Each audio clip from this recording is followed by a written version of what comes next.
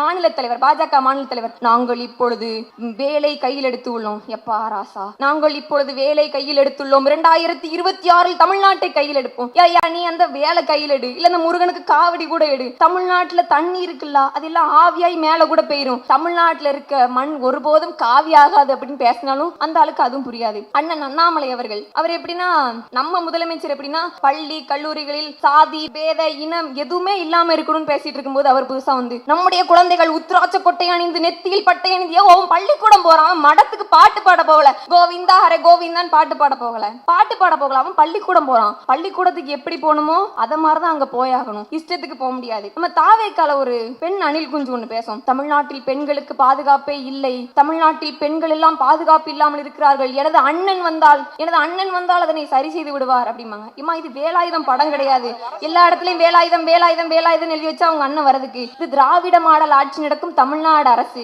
இங்கு சட்டத்திட்டங்களும் நடைமுறைகளும் சரியாக இருப்பதனாலதான் திருநெல்வேலியிலிருந்து 12 மணி நேரம் பயணம் செய்து இங்க வந்து நான் பேச வந்திருக்கேன். பாதுகாப்பு இல்லைன்னா பேச வர முடியுமா? செருப்பு நக்கணவங்க கதெல்லாம் நமக்கு தெரியும். அவர்களுக்கு மத்தியில் ஒரு ஏழை விவசாயி ஒரு தடுப்பணை கட்டிய பிறகுதான் நான் செருப்பணிவேன் என்று கூறி செருப்பு போடாம இருந்தாரு. அந்த தடுப்பணையும் கலைஞர் அவர்கள் கட்டி கொடுத்துட்டு அந்த ஏழை விவசாயிய மேடையில கூப்பிட்டு அவர் காலில் செருப்பணி வித்து விட்டார். அதனால்தான் முத்தமிழறிஞர் கலைஞரை பேசிக்கொண்டே இருக்கிறோம். எதிர்கட்சியில இருந்து பேசினாங்க, பிங்க் பஸ் லிப்ஸ்டிக் பஸ் அப்படின்லாம் பேசினாங்க. பிங்க் பஸ் லிப்ஸ்டிக் பஸ், இங்க இருக்க பெரும்பாலான பெண்கள் அந்த பஸ்ல போக தான் செய்யறோம். ஒரு ஏப்ரல் மாசம் வந்து நீங்க வலைதளத்துல நீங்க போன் வச்சிருக்க அம்மாமாரு அக்காமாரெல்லாம் வந்து வீடியோ பார்த்திருப்பீங்க. ஒரு பள்ளி மாணவி வந்து வேகமா ஒரு பஸ் பின்னாடி ஓடும். நமக்கே பார்க்கும்போது எம்மா விழுந்துராத பார்த்து போ அப்படின்ற மாதிரி இருக்கும். அந்த பெண்ணை வந்து ஒரு அந்த மாணவியை வந்துட்டு ஒரு தனியார் தொலைக்காட்சி வந்து கூப்பிட்டு, ஏமா நீ இப்படி ஓடுன, பஸ்ஸுக்கு காசு இல்லைன்னா ஒரு ஆட்டோ பிடிச்சு போக வேண்டியன அப்படின்னு சொல்லியிருப்பாங்க. அதுக்கு அந்த மாணவி என்னங்கடா சொல்லியிருப்பா, காசு இல்லை சார் அப்படின்னு சொல்லியிருப்பா. அந்த மாணவியின் காசு இல்லை சார் என்ற வார்த்தை தான் இன்று லிப்ஸ்டிக் பஸ் பிங்க் பஸ் என்று கேலி செய்பவர்களுக்கு சரியான தக்க பதிலடியாக இருக்கும். ஏன்னா அதை தான் நம்முடைய முதல்வர் அவர்கள் செய்து வைத்தார். துப்புரவு பணியாளர்கள் பாக்கீங்களா, அவங்களோட காலை வேலை 4 மணி 5 மணிக்கு ஆரம்பமாகுது. அவர்களுடைய குழந்தைகளுக்குமாக தான் காலை உணவு திட்டம் கொண்டு வந்தாங்க. அது புரியாம ஒரு சில பத்திரிகைகள் அதனால கக்கூஸ் நிரம்பி வெளியுதுன்னு எழுதினாங்க. இந்த மாதிரி முட்டாள்களுக்கு மத்தியில் இத்தனை திட்டங்களையும் கொண்டு வந்து மக்களிடையே அதனை சென்று சேர்த்து 4 ஆண்டுகளை சாதனை ஆண்டுகளாக கொண்டு வந்தார். ஏன்னா எதிர்கட்சி தலைவர் அவரை பத்தி என்ன பேச அப்படின்ற மாதிரிதான் இருக்கும். ஏன்னா அவர் எப்படின்னா பழைய மாடல் போனு, பழைய டச் போன் யார்கிட்டயாச்சும் இருக்கா, அந்த சைடு பட்டனும் ஒர்க் ஆகாது, அதுல டச்சும் ஒர்க் ஆகாது. அந்த மாதிரி தான் அவரு. அந்த வேண்டாத சிம் போனுக்கு ஏன் 2 சிம் அப்படின்னாலும் அவர் கேட்க மாட்டாரு. எங்க ஆட்சிக்கிட்ட போய், ஆச்சி இந்த ஆளு ஒரு திட்டமும் கொண்டு வரல, ஒரு விளக்கனே இங்க தமிழ்நாட்டுல புடுங்கல 10 வருஷத்துல, ஆனா என்ன திட்டம் கொண்டு வந்தாலும் ஏதாவது ஒண்ணு கண்டமேனிக்கு வந்து பேசுறதாவே இருக்காரு அப்படின்னு. பெரும்பாலான பெண்களுக்கு வந்து இந்த சந்தேகம் தீர்ந்துருச்சு. ஒரு சிலருக்கு வந்துட்டு, நான் ஏன் திராவிட முன்னேற்ற கழகத்திற்கு வாக்களிக்கணும், நான் ஏன் திமுகவுக்கு ஓட்டு போடணும், மீண்டும் ஏன் 2026 திமுகவே ஆட்சி அமைக்கணும் அப்படின்னு ஒரு சிலருக்கு கேள்வி இருக்கு. அந்த கேள்விக்கெல்லாம் நான் விடையளிக்கணும் அப்படின்னா ஒரு 4 தலைமுறை பற்றி நான் இங்க பேசணும் அப்படின்னு நினைக்கிறேன். அந்த 4 தலைமுறை யாரெல்லாம் அப்படின்னா, முதலாவது வந்து தந்தை பெரியார் அவர்கள், 2வது பேரறிஞர் அண்ணா, 3வது முத்தமிழறிஞர், 4வது நம்முடைய முதல்வர் அவர்கள். இவங்க 4 பேரை பத்தி நான் உங்ககிட்ட பேசியிருந்தேன். நான் பேசி முடிக்கும் போது உங்களுக்கு அந்த சந்தேகம் இருக்காது, ஆல்ரெடி இல்லை எல்லாரும் ரொம்ப தெளிவா இருக்கீங்க அப்படின்னு தெரியுது. இருந்தாலும் நான் உங்களுக்கு விளக்கணும் அப்படிங்கிறதுக்காக நான் பேசுறேன். ஏலே நீ எல்லாம் படிக்கவே போக கூடாது, ஏலே நீ எல்லாம் ஸ்கூலுக்குள்ளே வரக்கூடாது, நீ வெளியே நில்லு, ஏலே நீ மேல உட்காரக்கூடாது, கீழே உட்காரல, நீ சிரட்டையில தான் தண்ணி குடிக்கணும் என்றவர்களுக்கெல்லாம் நடுவே அனைவரும் சமம், உனக்கு எதுல தண்ணி கொடுக்காங்களோ அதுலதான் அந்த பையனுக்கும் கொடுக்கணும்னு எல்லாரும் சமம் என்றவர் தான் தந்தை பெரியார். என் சொந்த ஊர் திருநெல்வேலி மாவட்டத்துல பகலில் வந்து ஒரு குறிப்பிட்ட சாதிக்காரங்க வெளியிலே வரக்கூடாதுன்னு தடை இருந்துச்சு. ஏன்னா அவங்கள பார்த்தா தீட்டாயிருமா, பகலில் அவங்க வெளியிலே வரக்கூடாது என்று தீட்டாகிவிடும் என்று வீட்டுக்குள்ளே இருக்க சொல்லியிருக்காங்க ஒரு குறிப்பிட்ட சாதிக்காரங்களை. அதெல்லாம் தடுத்து நிறுத்தி அனைவரும் சமம் அப்படின்னு ஆரம்பத்திலே பேசினதுதான் தந்தை பெரியார் அவர்கள்.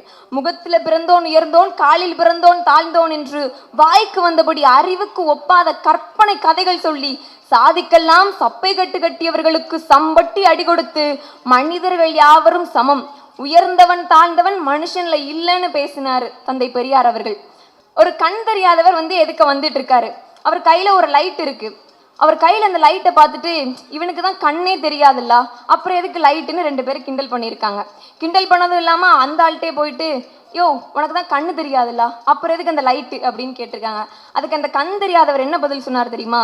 இந்த வெளிச்சம் வந்து எனக்கு இல்லை, இருட்டுன்னு நினச்சி எதிரில் வரவங்க என் மேலே மோதிரக்கூடாது என்ற தியாக உணர்வில் தான் அந்த லைட்டை நான் எடுத்துகிட்டு வந்தேன் அப்படின்னு சொல்லியிருக்காரு. அந்த மாதிரி தியாக உணர்வு கொண்டவர் தான் அண்ணா அவர்கள். இந்தி திணிப்பு ஆரம்ப கட்டத்தில் வந்து ஒரு சிலர் பேசினாங்க, பெரும்பான்மையான பேசுகிற மொழி தான் வந்துட்டு தேசிய மொழியாகணும், ஆட்சி மொழியாகணும் அப்படின்னு பேசினாங்க. பெரும்பான்மை என்ற வாதமே தப்பு. நம்ம ஊர்ல இப்ப சென்னை எடுத்துக்கோங்க, சென்னையில நீங்க நிறைய பாக்குற பறவை எது? எங்க பார்த்தாலும் இந்த பறவையை பார்க்கலாம்னா என்ன பறவையை பார்ப்பீங்க? காக்கா. காக்கா தானே பார்ப்பீங்க. அப்ப தேசிய பறவையா ஏன் காக்காவை வைக்கல? மயில தானே வச்சாங்க. பெரும்பான்மை என்ற வாதமே தப்பு என்று அன்றே வந்து பேசி இந்தி திணிப்புக்கு எதிராக முதல் குரல் கொடுத்தவர் தான் அவர். யாரு? பேரறிஞர் அண்ணா. அடுத்து முத்தமிழறிஞர் கலைஞர் அவர்கள். எங்க பார்த்தாலும் திராவிடம் திராவிடம்னு பேசுனீங்களே, கலைஞர் கலைஞர்னு பேசுனீங்களே, அப்படி அவர் என்னதான் செஞ்சாரு என்று கேட்டவர்களுக்கு நான் பதிலளிக்கிறேன். இத்தனை பேருக்கு நடுவே ஒரு பெண் இந்த மேடையில் நின்று பேசுவதை தான் கலைஞர் அவர்கள் செய்தார். முன்பெல்லாம் ஒரு கூட்டங்களில் வந்து அந்த கூட்டம் குறிப்பிட்ட சாதியினருக்கானது, குறிப்பிட்ட பகுதியினருக்கானது, இல்லை ஆண்கள் மட்டுமே அமர்ந்து பேசுவார்கள். ஆனால் இந்த மேடையில் ஒரு பெண் என்று பேசுவதை தான் கலைஞர் அவர்கள் செய்தார். இந்த பத்திரிகையை பார்த்தீங்களா? இந்த பத்திரிகை நீங்க பார்த்தீங்களா? அங்க போஸ்ட்லாம் ஒட்டியிருந்தாங்க. இந்த பத்திரிகையில் இருப்பவர்கள் என்ன சாதி, என்ன மதம், என்ன இனம், ஆண் பெண் எந்த வேறுபாடுமின்றி அனைவரும் சமம் என்று முதலிலே அவர் பேசினார். அதனால தான் அவரை வந்து இன்னைய வரைக்கும் நாங்கள் பேசிக்கிட்டே இருக்கோம். குடியரசுத் தலைவரோட பட்டியலில் வந்துட்டு பெரும்பான்மையான சாதியினர், அதாவது மேல் சாதிக்காரங்களே குடியரசுத் தலைவராக இருக்காங்க. என்னைக்கு ஒரு தாழ்த்தப்பட்ட சமுதாயத்திலிருந்து ஒருத்தன் போகணும்னு பேசினாரோ அப்போதான் ஜெயில் சிங் குடியரசுத் தலைவரானார். சிறுபான்மையினர்லேருந்து ஒருத்தர் போகணும்னு பேசினதுனால தான் அப்துல் கலாம் குடியரசுத் தலைவரானார். ஒரு பெண் போகணும் அப்படின்னு பேசினதுனால தான் பிரதிபா பட்டேல் குடியரசுத் தலைவரானார். என இத்தனைக்கும் காரணம் முத்தமிழறிஞர் கலைஞர் அவர்கள். அதனை நாம் மறந்துவிடக்கூடாது. கூட்டுறவு வங்கிகளில் கடன் தள்ளுபடி, அதாவது கொஞ்சம் வருஷத்துக்கு முன்னாடி அவர் ஆட்சியில் வரப்போ 7000 கோடி கடன் தள்ளுபடி. கூட்டுறவு வங்கினா என்னன்னா விவசாய கடன் வாங்குவாங்க. அங்கே இங்கெல்லாம் எனக்கு அது இருக்குமான்னு தெரியல. கிராமங்களில் போனோம் அப்படின்னா கூட்டுறவு வங்கிகளில் கடன் வாங்குவாங்க. எவ்வளோ கடன் இருந்துச்சுன்னா 7000 கோடி கடன் இருந்திருக்கு. அந்த 7000 கோடி கடனையும் அவர் தள்ளுபடி செய்தார். ஏன் செய்தார் தெரியுமா? இந்த தமிழ்நாட்டில் இருக்க எல்லாருமே அவங்க என்ன கட்சியாக இருந்தாலும், அவர்கள் திமுக, அதிமுக, பாமக, காங்கிரஸ் என அவர்கள் எந்த கட்சிக்காரர்களாக இருந்தாலும் அவர்கள் அனைவரும் தமிழகத்தை சேர்ந்த விவசாய பெருங்குடி மக்கள் அப்படின்னாரு. அதனால தான் அவர் அந்த 7000 கோடி கடனையும் வந்து ரத்துபடி செய்தார். இப்போ நம்ம பார்த்துருப்போம், செருப்பு நக்கணவங்க கதெல்லாம் நமக்கு தெரியும். அவர்களுக்கு மத்தியில் ஒரு ஏழை விவசாயி ஒரு தடுப்பணை கட்டிய பிறகுதான் நான் செருப்பணிவேன் என்று கூறி செருப்பு போடாமல் இருந்தார். அந்த தடுப்பணையும் கலைஞர் அவர்கள் கட்டி கொடுத்துட்டு அந்த ஏழை விவசாயியை மேடையில் கூப்பிட்டு அவர் காலில் செருப்பு அணிவித்து விட்டார். அதனால்தான் முத்தமிழறிஞர் கலைஞரை பேசிக்கொண்டே இருக்கிறோம். திருப்பூர் குமரன் கதை படிச்சிருப்போம். ஸ்கூல் போனால் நமக்கு திருப்பூர் குமரன் கதை இருக்கும். ஏன் அப்படின்னா அவர் வந்து கொடிகாத்த குமரன் அப்படின்னு சொல்லுவாங்க. இந்தியாவோட கொடி வந்து கீழே விழாமல் அவர் பிடிச்சிருந்தாரு. அதனால தான் அவர் பேர் வந்து திருப்பூர் குமரன், கொடிகாத்த குமரன் அப்படின்னு சொல்லுவார். நம்முடைய முத்தமிழறிஞர் கலைஞரும் ஒரு வகையில் கொடிகாத்த கலைஞர் தான். ஏன் அப்படின்னு தெரியுமா? மிஸ்ஸாஸ் அடைக்கால திட்டம் அமலில் இருந்தபோது விருதாச்சலம் வரைக்கும் அவர் காரில் போயிட்டு இருக்காரு. காரில் போய்கிட்டு இருக்கும்போது அந்த பக்கம் ஒரு சற்று சலசலப்பு இருப்பதை பார்க்குறாரு. காரை நிப்பாட்டிட்டு உற்று நோக்கி பார்க்கும்போது அங்கே வந்து நம்முடைய கருப்பு சிவப்பு கொடி கீழே கிடக்கதை பார்க்காரு. பார்த்துட்டு கார்ல இருந்து விறுவிறுன்னு இறங்கி போய் அந்த கொடியை எடுத்து திரும்படியும் கட்டி அந்த கொடியில் ஏற்றினாரு. திராவிட முன்னேற்ற கழகக்காரனுக்கு கருப்பு சிவப்பு என்பது வெறும் கொடி மட்டுமல்ல, அது அவனுடைய உயிர் நாடி. அதனாலதான் அவர் கார்ல இருந்து இறங்கி போய் கட்டினாரு. நம்முடைய முத்தமிழறிஞர் இப்ப இருந்திருந்தா நம்முடைய முதல்வர் அவர்களுக்கு என்ன பட்டம் கொடுத்திருப்பார் தெரியுமா? சாதனை சாதனை சாதனைன்னு. ஏன்னா அவ்வளோ சாதனைகளை வந்து இங்க வந்து அவர் பண்ணி வச்சிருக்காரு. எதிர்கட்சியிலேருந்து பேசினாங்க பிங்க் பஸ்ஸு, லிப்ஸ்டிக் பஸ்ஸு அப்படின்லாம் பேசினாங்க. பிங்க் பஸ்ஸு, லிப்ஸ்டிக் பஸ், இங்கே இருக்க பெரும்பாலான பெண்கள் அந்த பஸ்ஸில் போக தான் செய்கிறோம். ஒரு ஏப்ரல் மாதம் வந்து நீங்கள் வலைதளத்தில் நீங்கள் ஃபோன் வச்சுருக்க அம்மாமார் அக்காமாரெலாம் வந்து வீடியோ பார்த்துருப்பீங்க. ஒரு பள்ளி மாணவி வந்து வேகமாக ஒரு பஸ்ஸு பின்னாடி ஓடும். நமக்கே பார்க்கும்போது எம்மா விழுந்துராத பார்த்துப்போ அப்படின்ற மாதிரி இருக்கும். அந்த பெண்ணை வந்து ஒரு அந்த மாணவியை வந்துட்டு ஒரு தனியார் தொலைக்காட்சி வந்து கூப்பிட்டு, ஏம்மா நீ இப்படி ஓடுன, பஸ்ஸுக்கு காசு இல்லைன்னா ஒரு ஆட்டோ பிடிச்சு போக வேண்டியன அப்படின்னு சொல்லியிருப்பாங்க. அதுக்கு அந்த மாணவி என்னங்கட்டா சொல்லியிருப்பா, காசு இல்லை சார் அப்படின்னு சொல்லியிருப்பா. அந்த மாணவியின் காசு இல்லை சார் என்ற வார்த்தை தான் இன்று லிப்ஸ்டிக் பஸ்ஸு, பிங்க் பஸ்ஸு என்று கேலி செய்பவர்களுக்கு சரியான தக்க பதிலடியாக இருக்கும். ஏன்னா அதை தான் நம்முடைய முதல்வர் அவர்கள் செய்து வைத்தார். இந்த காலை உணவு திட்டம்னு ஒன்று இருக்கு. இங்கெல்லாம் எனக்கு தெரியல, இங்க சென்னையில இருக்க மக்கள் என்ன வேலை பார்ப்பாங்க. ஏன்னா ஒரு குறிப்பிட்ட பகுதியில் அவங்கவுங்களுக்கு தக்க ஒரு வேலைக்கு போவாங்க. கிராமங்கள் எடுத்துக்கிட்டோம் அப்படின்னா, என் ஊர் திருநெல்வேலிலாம் எடுத்துக்கிட்டோம்னா, அங்கே இருக்க பெண்கள் வந்து ஒரு நாளைக்கு ரெண்டு வேலைக்கு போவாங்க. காட்டு வேலைக்கு போவாங்க, விவசாயம் தான் பார்ப்பாங்க. காலையில் ஒரு 6 மணிக்கு வேலைக்கு போயிடுவாங்க. எங்கே போவாங்க அப்படின்னு பார்த்தா, வெண்டைக்காய் ஆயிறதுக்கு, பீன்ஸ் ஆயிறதுக்கு அந்த வேலைக்கு போவாங்க. காலையில அவங்களுக்கு காலை உணவா என்ன இருக்கும் அப்படின்னா, முந்தின நாள் வச்ச பழைய சாதம் தண்ணி ஊற்றி அதில் 2 ஈராங்கன்னா வெங்காயத்தை போட்டு அவங்க எடுத்துகிட்டு போயிடுவாங்க. அந்த வீட்டில் இருக்க குழந்தைக்கும் காலை சாப்பாடு அதாக தான் இருக்கும். அந்த பழைய சோறும் வெங்காயமாக தான் இருக்கும். ஏன்னா நான் அந்த பின்புலத்தில் தான் வளர்ந்தேன். அந்த மாதிரி சாப்பாடு தான் இருக்கும். அந்த மாதிரி சாப்பாடு சாப்பிடும் குழந்தைகளுக்கும் துப்புரவு பணியாளர்கள் பார்க்கிங்களா, அவங்களோட காலை வேலை 4 மணி 5 மணிக்கு ஆரம்பமாகுது. அவர்களுடைய குழந்தைகளுக்குமாக தான் காலை உணவு திட்டம் கொண்டு வந்தாங்க. அது புரியாம ஒரு சில பத்திரிகைகள் அதனால கக்கூஸ் நிரம்பி வழியுதுன்னெலாம் எழுதினாங்க. இந்த மாதிரி முட்டாள்களுக்கு மத்தியில் இத்தனை திட்டங்களையும் கொண்டு வந்து மக்களிடையே அதனை சென்று சேர்த்து 4 ஆண்டுகளை சாதனை ஆண்டுகளாக கொண்டு வந்தார். நிறைய பேர் கட்சி தொடங்கினாங்க. இப்படி நிறைய பேர் கட்சி தொடங்கினாங்க. ஒவ்வொருத்தரும் தொடங்கி ஆரம்பித்து விட்டுட்டு பாதியிலே போயிட்டாங்க. இப்போது நம்முடைய பாக்கியராஜ் சாராக இருக்கலாம், அடுக்குமொழி வேந்தர் TR ராஜேந்திரன் சாராக இருக்கலாம், அதுக்கப்புறம் சரத்குமார் சாராக இருக்கலாம். ஒரு சிலர் கட்சி தொடங்கி இருந்த இடமே தெரியாமல் போயிட்டாங்க. அதை மாதிரி தான் வந்துட்டு இப்போ புதுசாக வந்திருக்கவங்களும் போயிடுவாங்க அப்படின்னு எனக்கு மட்டும் இல்லை, அந்த கட்சியில் இருக்கவங்களுக்கே நம்பிக்கை இருக்கலாம். அப்படியே வந்தோம் அப்படின்னா எதிர்கட்சி தலைவர் அவரை பற்றி என்ன பேச அப்படின்ற மாதிரி தான் இருக்கும். ஏன்னா அவர் எப்படின்னா, பழைய மாடல் ஃபோனு, பழைய டச் ஃபோன் யார்கிட்டயாச்சும் இருக்கா, அந்த சைடு பட்டனும் ஒர்க் ஆகாது, அதில் டச்சும் ஒர்க் ஆகாது. அந்த மாதிரி தான் அவர். அந்த வேண்டாத ஃபோனுக்கு ஏன் 2 சிம்மு அப்படின்னாலும் அவர் கேட்க மாட்டார். எங்கள் ஆச்சிக்கிட்ட போய், ஆச்சி இந்த ஆள் ஒரு திட்டமும் கொண்டு வரல, ஒரு விளக்கனே இங்கே தமிழ்நாட்டில் பிடுங்கலை 10 வருஷத்தில், ஆனால் என்ன திட்டம் கொண்டு வந்தாலும் ஏதாவது ஒன்று கண்டமேனிக்கு வந்து பேசுகிறதாவே இருக்காரு அப்படின்னு. அப்போ எங்கள் ஆட்சி ஒரு செலவோட சொன்னாங்க, நல்லா கவனிங்க. ஒரு முள்ளோட முனையில் 3 குளம் வெட்டி வச்சேன்னு சொல்லியிருக்கான். முள்ளோட முனைனா ஒரு முள்ளோட முனை இவ்வளோதான் இருக்குது. இந்த முனையில் எப்படி 3 குளம் வெட்டி வைக்க முடியும் அப்படின்னு நம்ம கேள்வி கேட்டிருக்காங்க. அதுக்கு அவன் ஒரு பாட்டாவே பாடிட்டான். எப்படிங்க நடந்துச்சு பாட்டு? முள்ளு முனையில் 3 குளம் வெட்டி வச்சான். எப்படி? முள்ளு முனையில் 3 குளம் வெட்டி வச்சான். அதில் 2 குளம் பாலா போச்சு, ஒரு குளத்துல தண்ணி இல்லை. சரியா? அந்த தண்ணி இல்லாத குளத்துல மண் எடுத்தா 3 பேர், 2 பேர் நொண்டி, ஒருத்தனுக்கு கையே இல்லை. அந்த கை இல்லாதவன் செஞ்சது 2 சட்டி. அந்த 2 சட்டியில ஒரு சட்டி பச்சை, ஒரு சட்டி வேகலை. அந்த வேகாத சட்டியில போட்டரிசி 3 அரிசி, அந்த 3 அரிசியில 2 அரிசி பச்சை, ஒரு அரிசி வேகலை. அந்த வேகாத அரிசிக்கு மோர் கொடுக்க 3 எருமை, 2 எருமை மலடு, ஒரு எருமை ஈனவே இல்லைன்ட்டாங்க. அந்த ஈனாத எருமைக்கு விட்ட காடு 3 காடு, 2 காடு சொட்ட, ஒரு காடு புல்லே இல்லைன்ட்டாங்க. அந்த புல்லே இல்லாத காட்டுல அந்த புல்லே இல்லாத காட்டை வித்ததுக்கு தந்தாங்க 3 வெள்ளி, 2 வெள்ளி கல்ல வெள்ளி, 1 செல்லாத வெள்ளின்ட்டாங்க.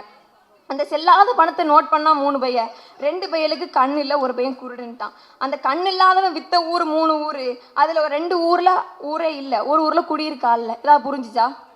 இதை மாதிரி தான் எடப்பாடி பழனிசாமி அவர்களும் ஒன்றும் சொல்லவும் இல்லை, இந்த 10 வருஷத்துல ஒன்றும் செய்யவும் இல்லை. அந்த ஆளை சும்மா இருநாளும் இருக்க மாட்டாரு. அதிமுகன்ற கட்சி அமித்ஷா திமுகன்னு மாற்றி அவர் பாட்டுக்குள்ள வேற வேலைக்கு போயிடலாம். ஆனால் அவர் அதையும் பண்ண மாட்டாரு. இதுல இப்போ இது மாநில தலைவர், பாஜக மாநில தலைவர், நாங்கள் இப்பொழுது வேலை கையில் எடுத்து உள்ளோம். எப்பா ராசா, நாங்கள் இப்பொழுது வேலை கையில் எடுத்துள்ளோம், 2026 தமிழ்நாட்டை கையில் எடுப்போம். யா நீ அந்த வேலை கையில் எடு, இல்லை அந்த முருகனுக்கு காவடி கூட எடு. தமிழ்நாட்டில் தண்ணி இருக்குல்ல, அதெல்லாம் ஆவியாய் மேலே கூட போயிடும். தமிழ்நாட்டில் இருக்க மண் ஒருபோதும் காவியாகாது அப்படின்னு பேசினாலும் அந்த ஆளுக்கு அதுவும் புரியாது. அப்புறம் நம்ம அண்ணன் அண்ணாமலை அவர்கள், அவர் எப்படின்னா, நம்ம முதலமைச்சர் எப்படின்னா, பள்ளி கல்லூரிகளில் சாதி பேத இனம் எதுவுமே இல்லாமல் இருக்கணும்னு பேசிட்டு இருக்கும்போது அவர் புதுசாக நம்முடைய குழந்தைகள் உத்ராட்ச கொட்டை அணிந்து நெத்தியில் பட்டை அணிந்து, அவன் பள்ளிக்கூடம் போறான், மடத்துக்கு பாட்டு பாட போகல, கோவிந்தா ஹரே கோவிந்தான்னு பாட்டு பாட போகல, அவன் பள்ளிக்கூடம் போறான். பள்ளிக்கூடத்துக்கு எப்படி போகணுமோ அதை மாதிரி தான் அங்கே போயாகணும், இஷ்டத்துக்கு போக முடியாது. இப்போ அப்படி நம்முடைய தாவேக்காக வருவோம். அவர் என்ன அப்படின்னா, நீட்டை ஒழிக்கிறதுக்கு ஒரு திட்டம் கொண்டு வந்தார்.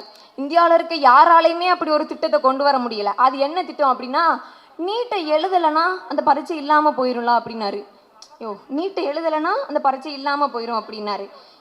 இந்த பரீட்சை இல்லாமல் போகிறதுக்காகவா டிஸ்ட்ரிக்ட் ஒரு மெடிக்கல் காலேஜ் கொண்டு வந்து ஏடிஎம்கே ஆட்சியில் கொண்டு வந்த என்ட்ரன்ஸ் எக்ஸாமை தடுத்து நிறுத்தி நமக்கான இடஒதுக்கீடு 50%லேருந்து 69% உயர்த்தி பிற்படுத்தப்பட்டோர், தாழ்த்தப்பட்டோர், சிறுபான்மையினர் என எல்லாருக்கும் இடஒதுக்கீடு கொடுத்து முதல் தலைமுறை பட்டதாரிகளுக்கு 4லேருந்து 6% மார்க்கை உயர்த்தி கொடுத்து 40,000லேருந்து 2 லட்சம் ரூபா வரைக்கும் ஸ்காலர்ஷிப் கொடுத்து இதெல்லாம் பண்ணி மாணவர்கள், ஏழை மாணவர்கள், விவசாயிகள் என எல்லாரும் மருத்துவத்தில் போகணுன்னா இந்த ஐயா, இந்த தாவேகா தலைவர் அவர்கள் சம்பந்தமே இல்லாமல் நீட் எழுதலைன்னா போயிடும், நீட்டு மட்டும்தான் இருக்கா, வேற படிப்பெல்லாம் இருக்கா, இப்படி பேசுறது படத்துக்கு நல்லா இருக்கும், ஆனால் நடைமுறை வாழ்க்கைக்கு நல்லா இருக்காது.